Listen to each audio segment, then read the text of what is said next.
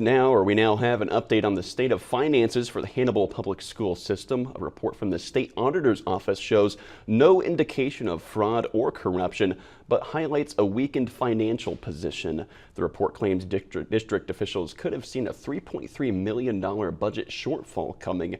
The findings also found the district made deliberate efforts to address the projected shortfall, as well as having some reserves.